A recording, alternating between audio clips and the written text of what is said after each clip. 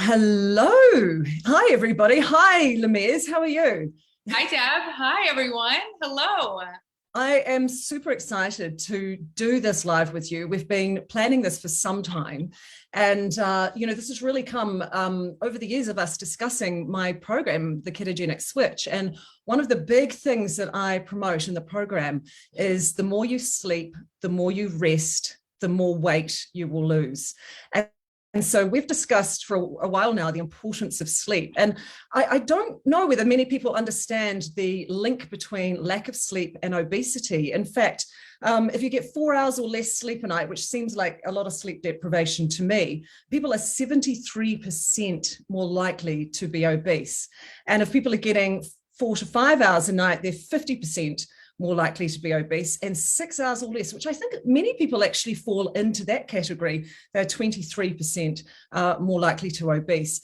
The reason why in my program, I don't recommend exercise during active weight loss. So we have an 8-week cycle. The first 6 weeks is a weight loss cycle followed by 2 weeks stabilization, is that I believe a weight loss journey is all about getting the body healthy.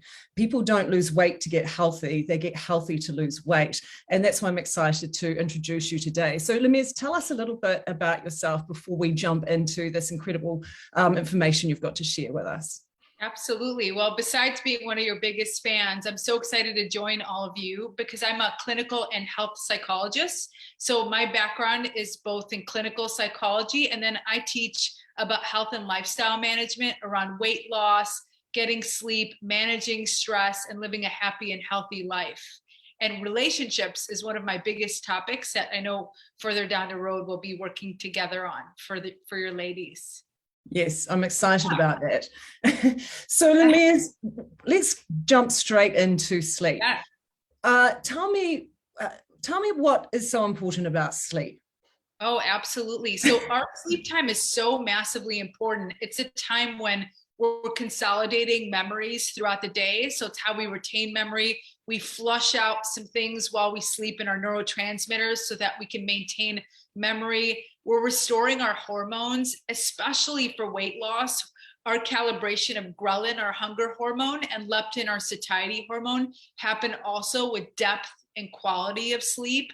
We also get our energy from restorative and restful sleep. So when it comes to energy, when it comes to your mind, when it comes to memory and anti-aging, and your overall physiology, how your body feels that next day, and preventing disease. So much happens in sleep, and not necessarily the number of hours, Deb, it's the quality of those hours that we'll be talking about today. Yeah, I know that what those early hours in the morning are critical, and I hope that we get into that. I know one of the hormones involved in the early hours is human growth hormone, that it begins to elevate.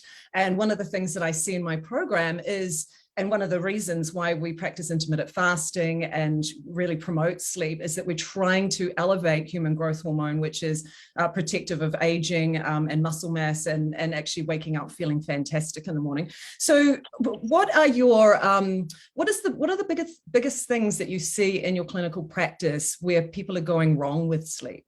Yes, awesome question. So I think there's a lot of misconceptions on how much sleep to get, what good quality sleep is, what insomnia is. So I want to clear up some of those. A few nights of bad sleep, it happens to all of us. I'm sure occasionally you might have some bad sleep, Deb, or I might not sleep well here or there. That's not really insomnia. Insomnia is the prolonged non-sleeping. It's either difficulty falling asleep, staying asleep, or waking up too early in the morning. So that's when we know we've got an insomnia issue. So more days than not, people have prolonged periods where they can't go to sleep, stay asleep, or they're waking up too early. And most people think when they hit the pillow, Deb, they should be able to fall asleep. That's actually, for me as a health psychologist, it's the biggest indicator that a person is overly exhausted. It should take the average person about 20 minutes to fall asleep. If you're falling asleep within 5, your body's telling you it's not in a good place. You're Wow. overly exhausted. It should take some time to fall into sleep. And then one thing people should also know is they sometimes mistake insomnia with having too much stress. So having racing thoughts at night or waking up with your to-do list is not insomnia. That's a stress issue versus insomnia is really having a hard time falling, staying, or waking up too early. Wow, I didn't know that the 20-minute rule. So you're myth busting today. Yes. Yeah, that's brilliant. So what is your advice if people are waking up in the night and struggling to get back to sleep? Yeah, absolutely. So we have a 20 to 30-minute rule. So if you can't fall asleep within 20 to 30 minutes, you should get out of the bed and do something boring in another room. And that boring is often meditation, diaphragmatic breathing, or a quick body scan to release tension. So a few things work for this. So there's one technique, Deb, it's diaphragmatic breathing, but it's at a specific pace to calm your body down. When you breathe in from your nose and your belly goes out for about a count of 3. And when you exhale, your belly collapses in at a count of about 5. That works literally like a Xanax or a beta blocker or something that calms the whole body down. It's slow paced diaphragmatic breathing. Breathing in from the nose, diaphragm or belly expand out. Exhaling, longer exhale, collapse in. You'd want to do that in the other room. So we're either scanning the body and letting go of tension as we breathe, diaphragmatic breathing in itself, or just a quick meditation or mindfulness act. We don't want to turn on all the lights and get on our cell phones because that makes people more awake. So no lights on. And people will often tell me it's so boring to do that. That's the point. We want you bored. We don't want you stimulated. We don't want you overly excited. Lights, food, phones, all of that will reverse the desire to sleep. So 20-minute rule, when you get tired, go back to the bed and repeat the cycle. So rest for 20 or 30 minutes back in your bed. And if you can't sleep, do it again. Go to the other room, do something boring, and rest. You'll repeat that throughout the night. So what is the importance of going to another room? Yes, this is an awesome question because so many people don't want to get out of the bed, Deb. But the longer you try to stay in the bed, forcing sleep, so you condition the bed with wakefulness, stress, or worry. So the longer you stay in that bed, the more you create insomnia. So you're not going to want to get out of bed. To this day, I never want to get out of my bed.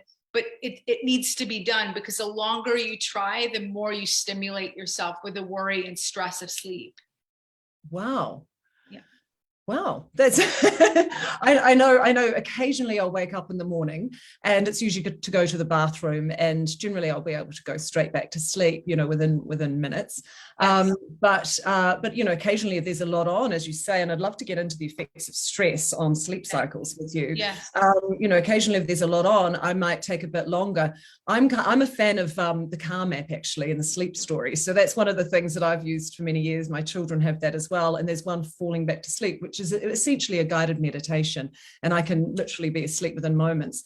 So so let's get into the effects of stress on the sleep cycle. I know the hormone cortisol plays a part in here, and often the time of night we're waking up is an indicator of different hormones too. Could you speak into that a little bit? Yeah, absolutely. So it's really unusual to sleep straight through the night. I might have met a handful of clients who've done that. And if that's happening to you, I'm actually more concerned than not. It's very normal based on the cortisol levels and your circadian rhythm that you might have one awakening. You might go to urinate, you might come back. The key there is that you're easy to fall back asleep, Deb. So the cortisol might wake you up around 3:30 or 4, and that's a normal spike. And your biggest spike will come first thing in the morning because your body's wanting to elevate you and wake you up. But in the middle of the night where people get thrown off is they might start to pick up their phones, Deb. They might start their to-do list, their worries, problem solving. So again, anything you do in the bed, you condition for the bed. So if you lay in bed thinking, you're conditioning the bed as a place to think. If you pick up your phone and you start surfing, you're conditioning the bed as a place to surf. So what happens for people is the next night you'll wake up because your brain has been conditioned to do something. So let's say, Deb, someone wakes up at 2:30 or 3 o'clock, they wake up and they surf their phone. The next day, the brain will wake you up around the same time and it'll wait for you to stimulate it.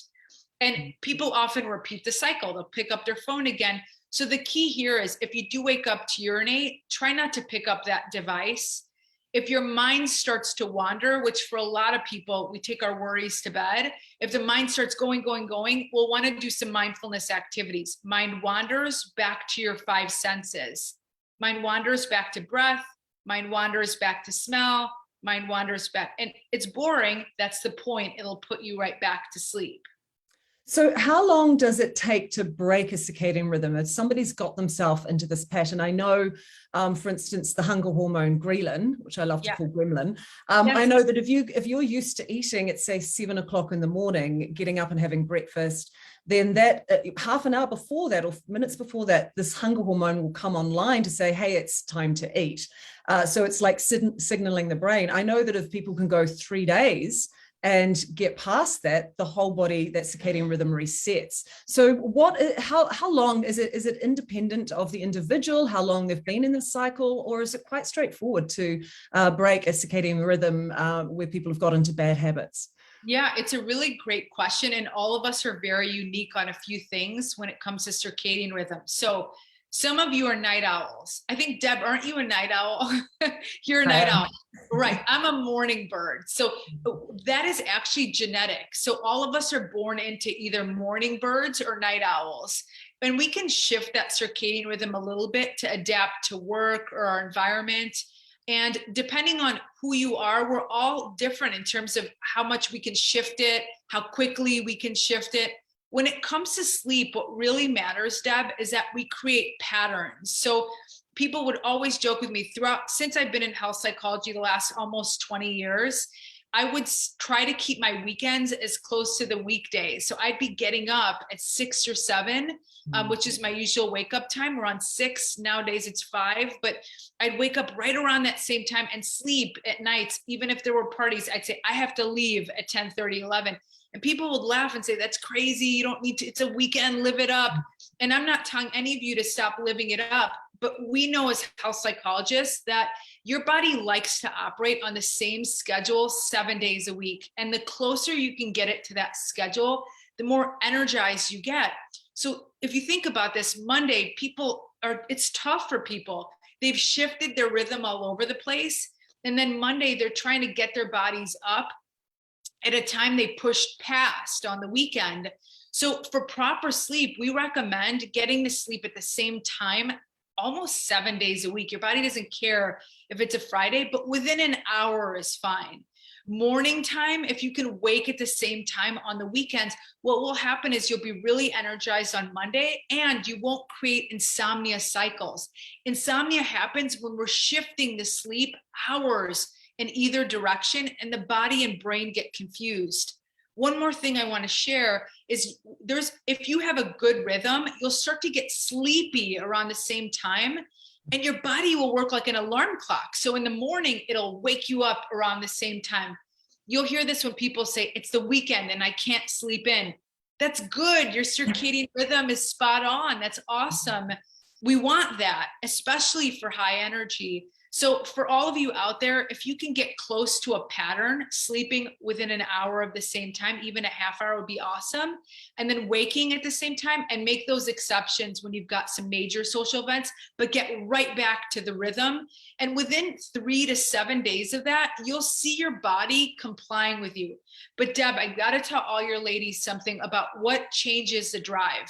So I want to tell you about the body. Let me back up. Can I speak 1 or 2 more minutes? Go for it. Yes, please. Let me tell you something that happens, because if your body knows how to get substantial sleep, you do not need sleep aids. And actually you don't get quality sleep with any sleep aids. Now you'll hear about melatonin and the verdict's out on whether that's even helpful or not. Your body produces its own melatonin, especially with exposure to light. You don't need to take anything for sleep. We just need to clean up the sleep habits. But here's where people go wrong. So throughout the day, your body releases a sleepy hormone. From start, you have wakefulness, and throughout the day, you get a little bit of this hormone called adenosine, which makes you tired. A little bit more till you're ready to fall asleep.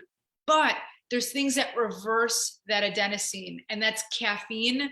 And caffeine, I don't know, I think you teach not to have caffeine in the beginning of your program. I read about that. Yeah. And I don't know what happens in the future stages. I'll love to learn more about that. But caffeine after 2:00 p.m., it reverses that drive. So naps or caffeine after 2 reverse the sleep drive and make it so that you're not sleepy at night. So big takeaways here are no caffeine after 2, no naps if you have insomnia. If you don't, you can have short cat naps, 30 minutes, and keep the same time to wake and sleep. Big tips there. Wow. I also know that adenosine, the molecular structure of adenosine, the chemical makeup, is just one molecule away from caffeine. So, and this is how it can kind of plug into the receptors and keep us awake at night. So thanks for sharing that. So routine is absolutely critical. So no Sunday morning sleeping. You might not like me for it, but within an hour, I'll give you an extra hour about would be fine. Yep. Yeah. I do find that my body doesn't want to do that. So, and this, I've been out to many dinners, and I think even your birthday night, you were looking at the time going, it's 10:30. I've got to go. I've got to get to bed. And we're like, what's up with Lamees? Just stay and party. But you're so disciplined. I love that about you. You're disciplined in every area of your life. Okay. So what is really going on with people? I'm going to throw you a bit of a curveball here, because obviously I'm a weight loss coach. I know that many women in my programs will wake up at night. Now, you and I have both worked extensively in the field of weight loss and weight loss psychology around binge eating disorder. But I do know that a lot of women will get up out of bed at night, maybe when people are sleeping and no one can actually see them eating, but sometimes they're driven at night to wake up and binge eat. What has been your experience for that? And what would be your greatest advice for women that are really suffering that? Because I know that a lot of shame can sometimes be associated with this too. Yeah, absolutely. Yeah. There's a lot of complexity here. One is, before you sleep, you don't want to eat within 3 hours. And I'll tell you how this is related, because when you eat right before you sleep within those 3 hours, you don't get depth and quality of sleep. So you'll wake up throughout the night and you've just given your body food. So that could be a culprit to wake you up and get more food, because your body's confused. It's eating. Some people eat to fall back asleep. Oftentimes they wake up in the middle of the night, Deb, and they'll want some food to comfort them to go back to sleep. But that cycle actually repeats the problems with weight, because as we don't get quality sleep, we release more of that cortisol stress hormone. And that makes us not only hold on to body fat, but it makes it so that we want to eat more the next day. So you get caught in a cycle. So the first thing to break that cycle is 3 hours before, cut out that food. At least 3 hours before. Careful not to go 4, because that ghrelin or hunger hormone is going to come out right around that 4 hours. So if you're waiting too long, like let's say you try to make more of a gap, you might get hungry right before you sleep. You might want to wake up and eat more food. So that's one piece, is you want to cut out food within 3 hours. If you're eating late, you might get woken up to eat more. Or if you're trying to use it to fall back asleep, it's going to interrupt the quality and you'll repeat the cycle the next day. It really does come down to, there's circadian cycles, isn't it? As I said earlier, that ghrelin is very easy to retrain. It only takes 3 days to actually down-regulate ghrelin in the body. So if somebody's getting up and is a habitual night eater, what is your advice to get them through those first few days? Yes.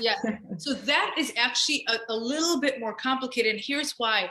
Food, as you all know very well, and Deb is a super pro at this, food often signifies comfort for people, anxiety management. Certain foods, when we eat them, it triggers a reward and pleasure center in our brain.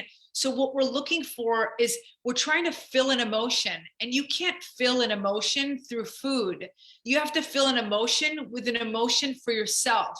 So oftentimes, if you're trying to soothe yourself with some level of food or comfort through food, it may comfort you for 5 minutes, but it's like taking that food to comfort you and then clobbering yourself with in the head 5 minutes later, once you realize you're now harming yourself. It's no longer a soothing mechanism. It's a pattern of comfort, harm, comfort, harm. And they've studied that when people repeat these cycles, they're focused more on the comfort part. But what we want to do is really start to visualize the harm. We want to visualize the pain we feel afterwards. We want to visualize how we feel after we eat that food in the middle of the night. So one is to start to break the conditioning by realizing the second part of that equation. When I do this, it may feel good for 5, it may feel bad for 2 hours and the day after. So that's one piece. The second piece is stress can't be modified right in the middle of the night. Stress is an ongoing process. Let me tell you quickly about stress. It's a good segue because it's related to binge eating. When we're stressed, people have a misunderstanding of stress. They'll tell me stress is about traffic. Stress is about my husband or my partner or my kid or my money. That's not stress. Stress by definition is the perception of not having what it takes to deal with a problem. That's one part. So that's the attitude part of stress, is feeling I can't control my environment. But the other part of stress is how you take care of your body. It's the way you meditate. It's the way you move your body or walk. It's the way you do diaphragmatic breathing that I just taught you, or even an awareness of muscle tension. So stress for us is really about how you're managing the body and how you're managing the mind on a constant basis. So what I would recommend is there are things you can do to de-stress. Massage therapy de-stresses you. Meditation brings down those levels of stress. And then ruminating in the mind, when you're looping, we want you more in the present moment. What am I breathing, smelling, seeing? We want to keep coming back to the now with mindfulness activities to calm the body down.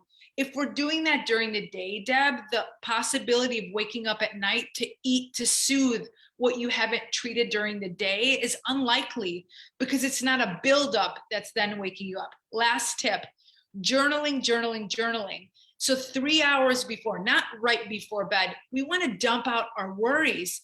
If you take your worries to bed, they're going to wake you up at night because you haven't dealt with them. So if you can dump all the thoughts a couple hours before, or you can get them all out on paper or dump them in your cell phone, you won't be woken up with all those thoughts that you then want to soothe with food. I hope that answers your question. That's some great advice. So really, it's as much as what you do across the day than the practices you're doing at night. So tell me what your advice is. What is the ideal bedroom feng shui and setup? You know, what should our environment be like for sleep? Yeah. Because I know when we're surrounded by chaotic energy, we're going to be in chaotic energy. So what's your advice for the ideal bedroom? Temperatures and aesthetics and things. Yes, great question. So when we go to sleep, we want to create the ambiance for sleep. So a couple of hours before, you might see it's a little bit dim in the background here. A couple of hours before, we want to dim some of those lights. So within 2 hours, let's start turning off all the lights. You can watch TV, but listen to this. Please don't hate me. No TV in the bedroom. Remember, there's 2 things that should happen in the bedroom, only 2, sleep or sex. Everything else should be coming and going into the bedroom. Grab your clothes, run out of the room. So we're not wanting to make the bedroom an office or anything like that. So if you want to watch TV, you can do that in your other areas, not in the bed, because otherwise you stimulate yourself. Let me tell you, people will tell me it's soothing to watch TV at night. Even though you might be soothed, the light from the TV and the stimulation affect your depth and quality. So if you want energy in the morning, no TV in the bedroom. Couple of hours before, we're dimming the lights, and then we've already cut off the food 3 hours before. We're not consuming caffeine after 2, and then we're now ready to go into the bedroom. And the bedroom, you haven't done anything active there. You're not reading your books in the bedroom. You're not doing anything stimulating. And then the temperature is not too hot for you. All of us have different body temperature regulation. What matters is we don't want it overly hot. You'll wake up frequently. We want a little bit cool. 69 Fahrenheit is ideal. I don't know what the conversion is to Celsius for you guys. Someone can maybe message that in the Facebook chat. And then the other things, no lights, dim as possible. So close up the blinds, make sure there's not light coming into the room. And that's all you need for proper sleep. That's great. I know. Well, I'm really impressed to see, because one of the issues is with teenagers and sleep cycles, and I'm sure there's a lot of mums tuning into this and grandmothers as well. How do we get our children disciplined around social media at night? And this is not the solution. I mean, when you've got a 15-year-old, they're not, you can't take their phone off them. But we're really big on educating our kids on sleep cycles, so they have the blue light blockers, and even some of the kids' fashion shops now actually are selling quite inexpensive blue light blocker glasses, which is really exciting to see. So just speak a little bit about that. I know that on my phone I have a sleep mode, and it literally creates a filter over the screen. So if I have to put on my alarm clock, or ideally, I know you'd have your phone in another room and have an old-fashioned alarm clock, but if I have to check my phone for something, my daughter had a baby last month, so I was waking up on the hour, but I had it on that blue light kind of setting. So what do you know about that, the importance of brain waves and light? Yeah, absolutely. Great question. So I also recommend what you did, which is all of you, even throughout the day, you want to dim your phone to as much as it's tolerable. So throughout the day, my light on my phone is maybe like this. I don't know if you can see my little fingers, but it's very light. So I go the lowest possible to see my screen. And here's why. There are certain lights that affect our brain waves. So fluorescent lights, bright lights affect your brain waves, and they put you in a high beta, which is anxiety or stress state. So whenever I walk in any room, I'm cautious of what kind of lights are going on. Fluorescent lights or really bright lights can induce anxiety, hyperventilation, or stress responses without us even knowing it. So we want to dim our light as low as possible. And then there are you can get those blue light blockers. You can buy those glasses on $20-30 on Amazon.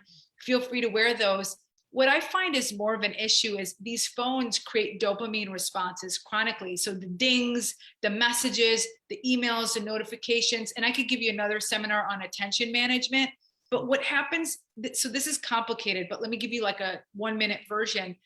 Every time we get an alert, we're getting disrupted. We're constantly getting disrupted, vigilant, alert, dopamine, bright lights on the phone. All of that is putting us into stress states. So to get really good at this would be to silence your phone and check it at periodic times. If that's too hard for you, then you just want to stop all those notifications. Be careful, because if you're constantly getting dinged, every time you go from focus, Deb, to shifting your focus, you create stress states. Your mind isn't meant to constantly do that shifting. So I can't tell you, over the years, I've been in practice almost 20 years, and so many people tell me, I think all my clients start by saying I have ADD, and it is not that rampant. What's rampant is the constant notifications, the dings, the bright lights. So we want to be really proactive about that. Dim the lights, decrease the notifications, except the essential ones that you need, and use our silence thing on our phone so that you're not constantly checking. My phone is constantly on silence, and I don't even have the vibration. It's constantly on silent mode for that reason. Otherwise, you're just too plugged into the matrix, and it becomes, really difficult to, as you say, access flow state and creativity. When we need to hyper focus on something to achieve a task to a high level, we need to be able to shut off those distractions and focus.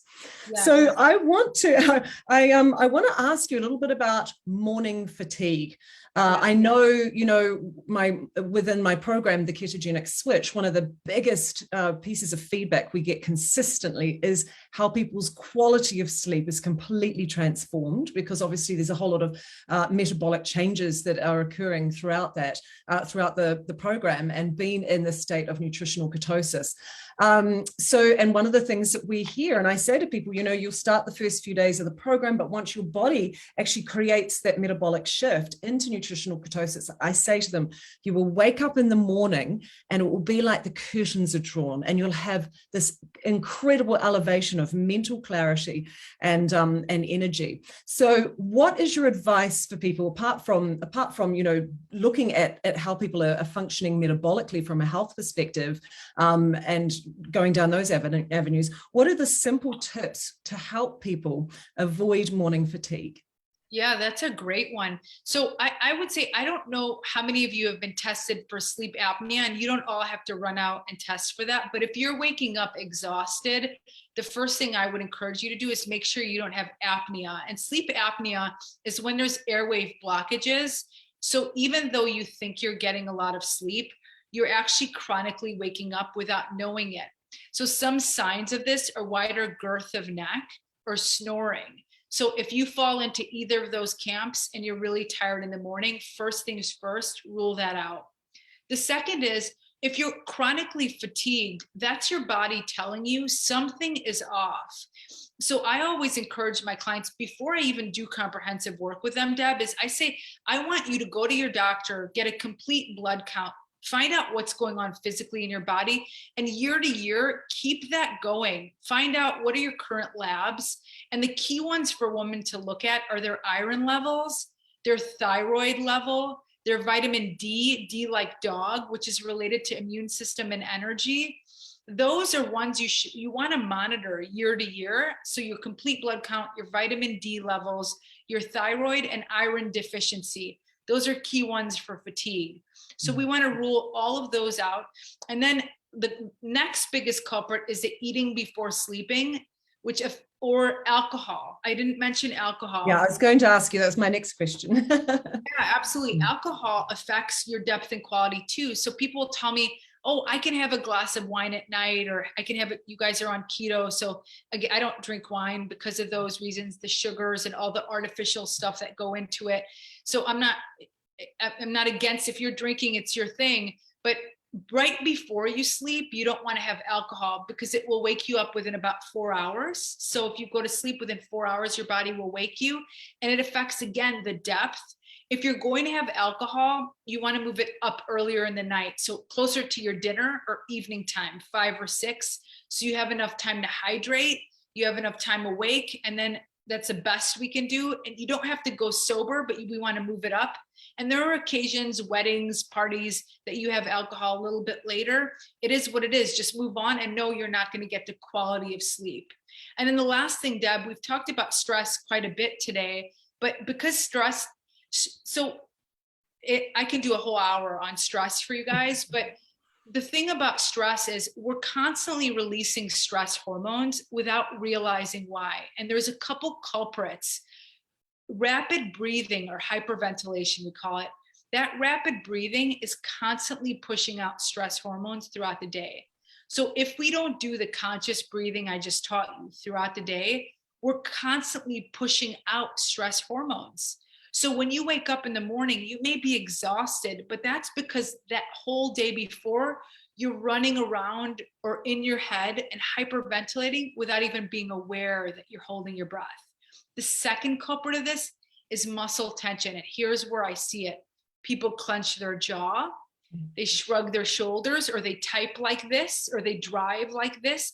And whenever you do this, you actually, when you tense a muscle, you release stress hormones chronically. So those are culprits, is that throughout the day, you're not aware of your breath or your muscle tension, food right before you sleep, or alcohol, and then possible sleep apnea or deficiencies in the body that haven't been treated. I just had a magnesium bath before and did breath work in there. So awesome.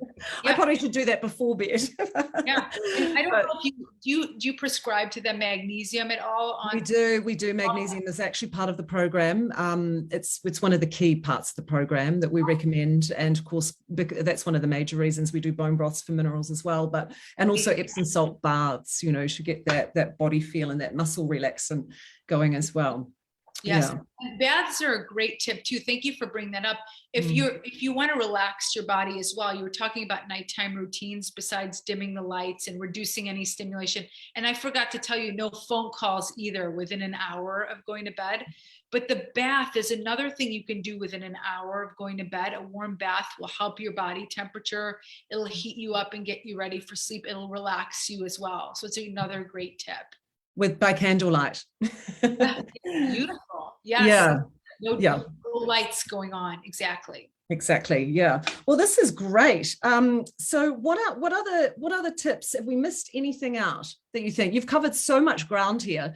And I know that you're about to come on to my 2-day Embody the Switch, which is our annual 2-day event where we deep dive into kind of mind, body, spirit, and an approach to lasting and permanent weight loss. So I'd love to speak a little bit about what you're going to be sharing, or you should tell us what you're going to be sharing with us at that event. I know that you're going to be deep diving into relationships, which you said earlier is one of your greatest passions. And you've told me this story before, but tell everybody why relationships are the key to all. Yes, absolutely. So before we pivot to sleep, I just want to mention one last thing when we pivot away from sleep. Is those of you who wake up in the middle of the night, I just want to remind you, because I know you're out there. I know a lot of you are out there. A third of people have insomnia, and a lot of the insomnia is people trying to force sleep in the middle of the night. I want you to remember, if you allow your body to do its thing, even if you don't sleep for a couple nights, your body will get deep sleep on the third night. So I have to just say that before we switch topics. Would you mind revisiting the breath work that you mentioned earlier? Because I know people have come on this live a little bit later too. So let's cover that again. Absolutely. Yeah. So 2 things. So when you can't sleep, I'm going to take you through a quick diaphragmatic breathing activity. I'm going to want you to do that. And then the thing that I'm re-emphasizing is if you have 1 or 2 nights of bad sleep, a lot of times the thoughts that people go into is, I'm not going to be able to function. How am I going to get through the day? This is going to be like this forever. So it's actually the opposite. If you have 1 or 2 bad nights of sleep, if you let your body do its thing and follow what we talked about today, put it on a rhythm, don't over caffeinate, dim the lights, do the whole shebang that we talked about, keep the bedroom for just sleep or sex, dim all those lights when you get into the room, don't force sleep while you're in the bed. If you do all that by day 3, you'll get deep sleep. So the deprivation will eventually catch up to you and you'll get quality on the 3rd night. Whenever you can't sleep, instead of trying to force or worry, what Deb's referring to is doing the belly breathing. So I'm going to take you through a quick activity so you can experience. And this belly breathing, there is so much behind this. I used to work at a famous Cleveland Clinic hospital, #1 in heart health. We would teach this to all our patients across diabetes, heart disease, you name it. I mean, any kind of inflammatory or immune system issue, we would teach them this breathing rate because it works like a Xanax. It works like a drug to help calm your whole body down. And it's this type of pace I'll take you through. So ladies out there, go ahead and put your hands on your diaphragm or your belly. And go ahead and close your eyes. You're going to breathe in from your nose. And as you breathe in, allow your belly to expand out. So your belly comes out. And when you exhale, a longer exhale out. So first get used to breathe in from the nose. When you exhale, exhale your nose or mouth. Perfect. Breathe in at a count of 1, 2, 3, slight pause, exhale, longer exhale out. Breathing in, 2, 3, slight pause, exhale, 1, 2, 3, 4, 5. You can watch Deb, she's doing it perfectly. Breathing in, allow the belly to expand out. Exhale, now start to drop your muscle tension. So I'm going to take you through a body scan real quick. So Deb, you can keep doing what you're doing. As you breathe in, your main focus now is going to be around the forehead. Exhale, release all the tension around the forehead. Your focus is on the forehead. Breathing in, your now focus is on the eyes. We're going to start to scan down. Exhale, tension around the eyes. Keep your focus on the eyes. Mind wanders back to the eyes. Move down to the jaw. Exhale any tension around the jaw. Breathe in, 2, 3. When you're ready, slight pause. Exhale, 2, 3, 4. Perfect. Go down to the neck and shoulders. And Deb, drop your shoulders. Perfect. Beautiful. So again, neck and shoulders go down. So we're starting to loosen all the tension we've been carrying throughout the day without awareness. And let those arms become heavy and warm. Allow those to drop as well. Are you hypnotizing me? Not yet, but I could do that on another call. And that's plenty. We could stop right there. You get the point. We'll go all the way. Yeah, we get the idea. Yeah. You get the point. So those two, if you just do the diaphragmatic breathing and the scanning, you'll relax the entire body. Throughout the day, though, I want you to use that breathing technique, because if you can stabilize that breath throughout the day, you'll manage your energy. You won't be dumping out energy by hyperventilating, and you'll have, I mean, it's almost 8 p.m. here. I have a ton of energy because of the breath rate I just taught you. Yeah. And now let me answer your other question, you guys. So when I come back, I'm so excited to talk about relationships. I've been working with relationships, on relationships, teaching them to graduate students. Relationships are such a big part of our life. I never thought I'd be teaching all the relationship work I am. But when I got into my career and started seeing clients, and I'd want to do the clinical mental stuff with people, and I've always worked in high performance. So my forte is helping people perform better, get energy, manage stress, become happier. So it's always been performance-based. So I would go to see clients, Deb, and we'd start to talk about their well-being. We talk about their stress. And sure enough, within a few sessions, they would always tell me, let me tell you about my partner at home. Let me tell you about my struggles with my girlfriends or my friends. So relationships are just such a big part of our life. And being in healthy relationships is a recipe. So I basically teach, here's how you can predict the longevity of a relationship, all the way from attachment styles to personality differences, to setting boundaries, to having self-worth, and to have conversations that go a lot better than average conflict, which tends to be explosive when our needs aren't getting met. So that's what we do in our relationship talks, and looking forward to sharing that with your ladies. I know, I'm super excited about this annual event. It's a two full days, and you're going to be on the second day, which is when we really delve into mindset and psychology, because, you know, we can know all the right things to do physically, just as you've spoken about the discipline of sleep. You know, I can help people get their nutrition on track, but what is the missing link? The missing link is our emotional world and our spiritual world. And so what is going to happen over these 2 days is I'm going to delve in. I've got Dr. Karen Zing, who is an incredible, she's the head dietitian at Auckland University, written a number of books on low-fat, healthy carb eating. And she also teaches the PhD students in dietetics. And we also have Grace Mortimer, who is a neuroscientist and nutritionist who works with me, who was part of the Alzheimer's study that we did with the Waikato Hospital Neurology Department, which was an incredible dietary study that we published last year. And then on day 2, you're coming in to do some of the psychology with me, and I'm going to be revealing one of my biggest breakthroughs in 30 years as a weight loss coach from a mindset perspective. And I'm glad that you mentioned attachment styles there, Lamees, because really what I'm going to be covering is how our attachment and the early childhood model of love, or love that was modeled to us, actually has impacted our relationship with food. And that's going to be information I haven't shared publicly before.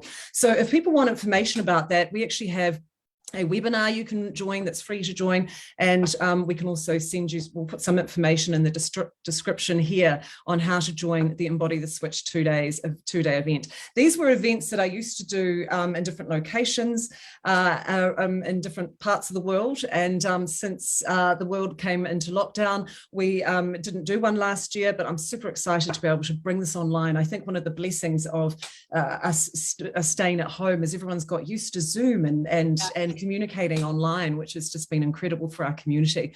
So I'm super excited to have you as part of that, and to be able to share the importance of relationships and how our relationships impact our journey of change. You know, one of these things when we're embarking on a lifestyle change, whether it's to get fit, to quit drinking, which can be a huge, enormous lifestyle change for some people, you know, because we're changing our whole social world, we're changing our patterns, we're changing our habits, or embarking on a lifestyle program such as the ketogenic switch, which is really cleaning up the way that we eat and our relationship with food so that we're fueling our body on that deep, profound, nourishing level.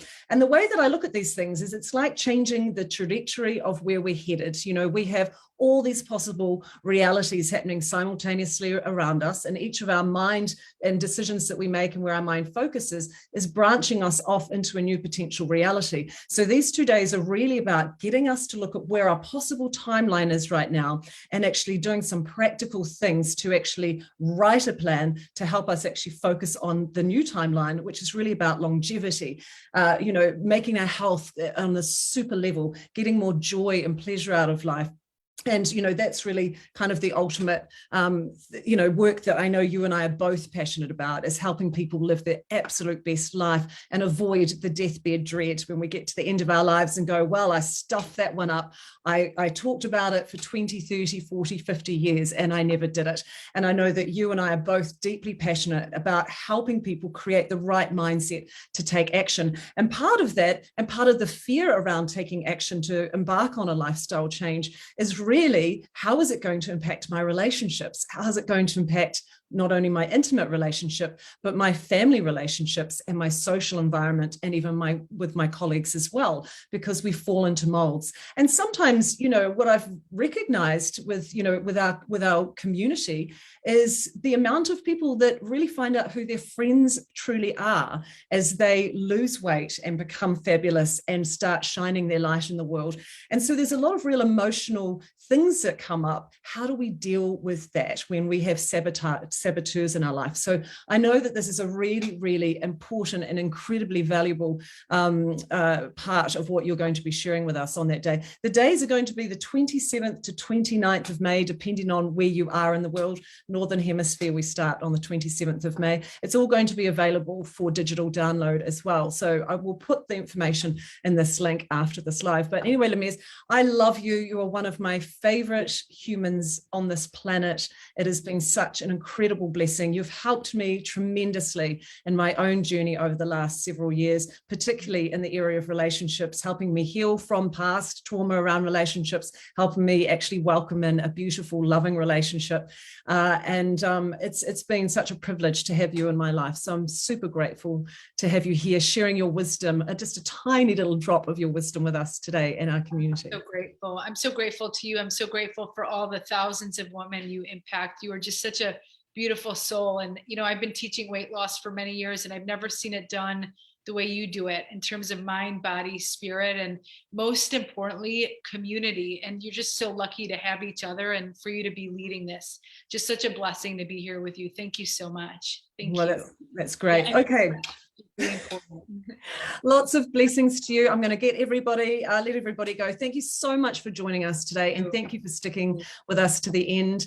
In a few minutes, I'll post some links to invite you to the free webinar or some information around our fantastic 2-day deep dive into mind, body, spirit weight loss. So I look forward to seeing many of you there. Thank you so much. Thank you, everyone. Thank Bye, you. Done. Bye. Bye-bye.